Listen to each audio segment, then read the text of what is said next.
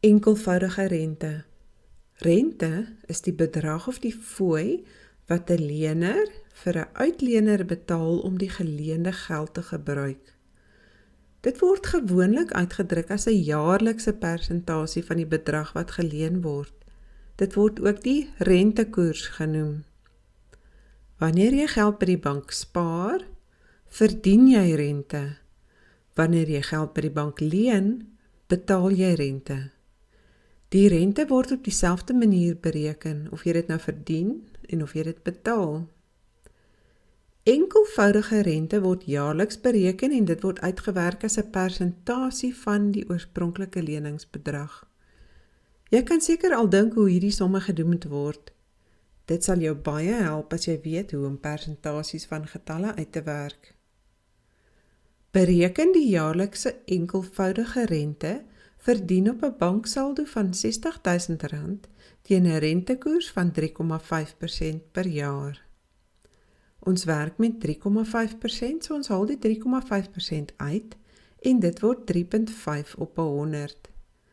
Nou moet ons 3,5 van R60.000 uitwerk. Ons sit die R60.000 op 'n 1, die van word 'n maal. Eers kanselleer ons uit. 1 0 onder die lyn, 1 0 bo die lyn, nog 'n 0 onder die lyn, nog 1 bo. Alles is op 1 en nou kan ons net maal. 3,5 maal 600 is 2100. 2100 is 3,5% van 60.000 en daarom is die jaarlikse enkelvoudige rente verdien gelyk aan R2100. Die volgende vraag wat jy kan kry is, wat is die saldo na 'n jaar? Die beginsaldo is R60.000 en jy het reeds uitgewerk wat die rente is vir 1 jaar. Dit is 3,5% en dit gee vir ons R2100. Jy tel dit by die beginsaldo en die saldo na 'n jaar is R62.100. Jy kan ook gevra word, wat is die saldo na 2 jaar? Die beginsaldo is weer R60.000 en in jaar 1 het jy R2100 rente verdien.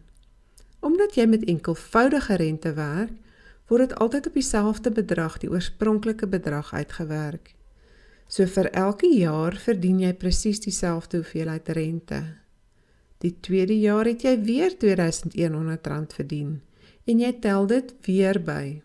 Na 2 jaar het jy 'n totaal van R64.200 in die bank.